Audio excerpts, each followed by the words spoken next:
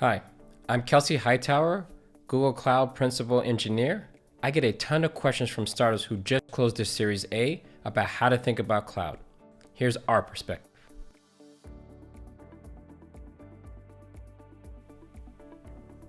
All right, so you're a startup and you just raised that Series A. So you have about $10 million and your goal is to build the world's best product or service. And you go to your VC and say, I want to use 80% of my money to hire developers to build their own version of the cloud, and we'll get to the product in 2 or 3 years. Doesn't make a lot of sense, and they'll probably tell you not to do that. You want to make sure that you use your team and your capital to focus on that product or service. So if you're going to hire the best people, you got to ask yourself, what do you want them working on?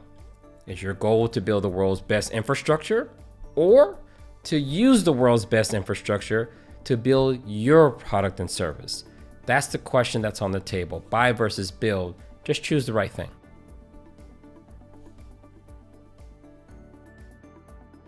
But ideally, you don't necessarily go and start over doing everything I said just virtually. And this is where I want you to look at serverless. And what I mean by serverless is eliminating all of that underlying infrastructure and focus on hosting not just your applications, but your data, and ideally running your analysis as well. So end to end, you want the things that your developers are working on, and you want to get that into the hands of your customers as fast as possible. So the one word I want you to remember here is serverless. So if you're looking at GCP, that's going to mean things like Cloud Run, maybe something like Cloud Spanner for your database. And don't forget about BigQuery, because you're going to have a place to run analysis on all that data that you're collecting so you can go back and build better products. But there's one thing that's going to be common no matter what type of company you're building, and that's going to be data. You're going to be collecting data on what people are buying, what type of data they're storing. All of that's going to be instrumental to your current product and the future product you plan to build. So where do you run it? Where do you host it? And this is the part where you do not want to lose your data. One major trend that's occurring is serverless databases and storage systems. You may know all about CDNs, you distribute your static assets and your videos, but what about that customer data? What about your system of record? Where do you want to store it? And this is where tools like Cloud SQL and Spanner come in. But again, you're going to have to start to analyze that data. What's the number one thing that people are using on your platform? What thing do they want to use on your platform? And this is where systems like BigQuery come in. And what makes BigQuery serverless is the fact that you won't be buying licenses or standing up infrastructure or patching servers. You can just stream your data to it, and whenever someone needs to run a query, they can just go to some UI and run the report they actually need, or share the query with someone else. And if you're really sophisticated, you can run these queries in near real time. So maybe you're doing an online video game and you need to know what players are doing. You can also leverage something like BigQuery to handle those needs as well. So serverless is not just for compute, it's for data as well.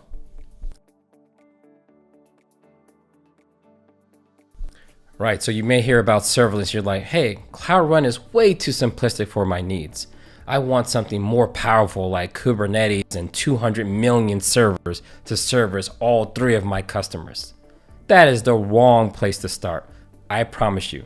Think about Cloud Run. It's evolved over 10 years of learning these things. And let's be honest, think about what you're building. You're building a website that's going to get people to click in their web browser to call your application. Don't boil the ocean if all you're trying to do is make a cup of tea. Start with Cloud Run, and you can trust that you're going to have built-in scale insurance. You're going to be using industry standard containers. And guess what? Let's say Cloud Run doesn't meet your needs.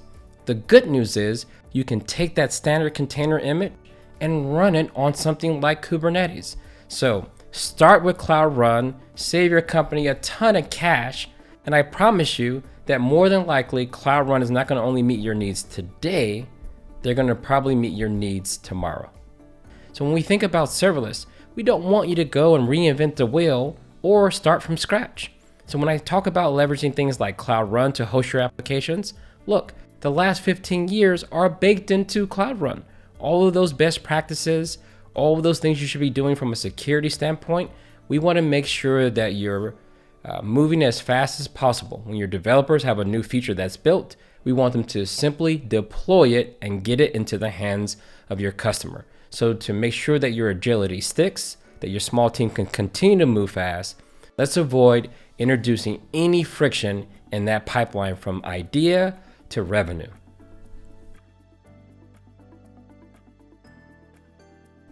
So classically, when a startup goes out and starts to build out their product, the one thing they tend to do is make a lot of trade-offs. Look, your team is small and you only have so much capital.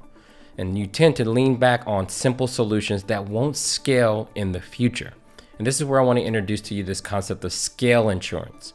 If you were to take some of those recommendations, Cloud Run for your compute, Cloud Spanner for your data, the thing that built into those products is scale insurance, meaning you pay for what you use. So you may start off paying just a few cents or a few dollars a month for those services. But as your customer base starts to increase, as your application gets more complex, well, in the case of Cloud Run, it's going to automatically scale to meet your traffic needs. And guess what? If you need to start to run across multiple regions, so you're expanding beyond the United States into another country, you can also have Cloud Run automatically deploy applications in those regions. The same is true on the data side. Maybe you have a little bit of data now, maybe so small you could fit on a USB key. But what happens when your customer base gets really large? And I'm talking about really large. In the case of Spanner, it's going to automatically replicate that data, back up that data, and make it available.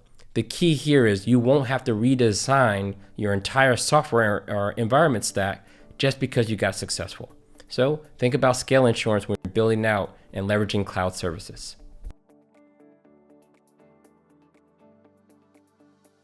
The last thing you want to do is spend all the money you just raised on things unrelated to your product or growing the business. So one thing that people tend to do to avoid burning down their cash is cloud credits. You're probably no stranger to these. You can get them $10,000 all the way up to $250,000.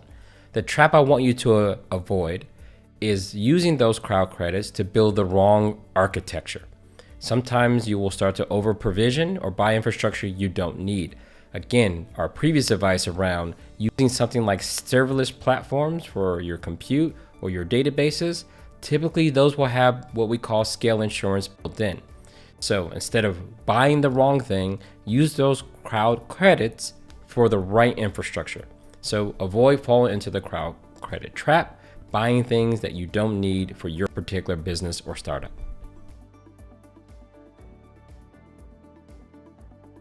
One thing I didn't talk about is all of those layers have built-in security.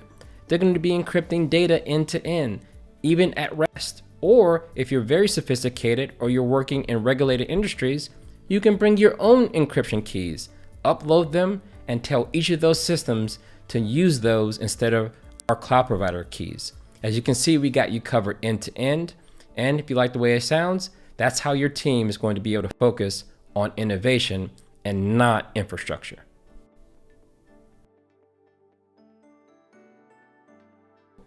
One question I get are managed services are a trap. And the way to think about this is if you go with some managed services that are built on proprietary protocols, it most likely is a trap because you have no way to get out of it. There's no other cloud provider that offers a similar thing. So you're going to not only start there, you're going to live there forever. Your alternative is to use managed services that are backed by open protocols. Things like standard SQL, or in the case of Cloud Run, hosting standard Docker containers. And what you want to make sure too is bonus points for standard APIs. Think about Cloud Run, it's backed by the Knative API. Or if you're a startup with more advanced needs, you can use something like GKE, which is our Kubernetes offering, and it has the standard Kubernetes API. So the goal here is to avoid the trap, you're going to have to pay attention.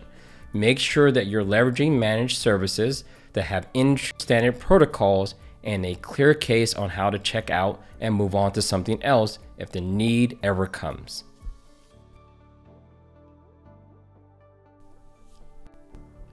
So if I were to summarize, if I were in your shoes, I'd focus on innovation, not infrastructure. I'd use managed services and serverless to my advantage and avoiding lock-in and making sure I had scale insurance. That will set you up to develop and iterate quickly right now without creating the technical debt that will need to be repaid later.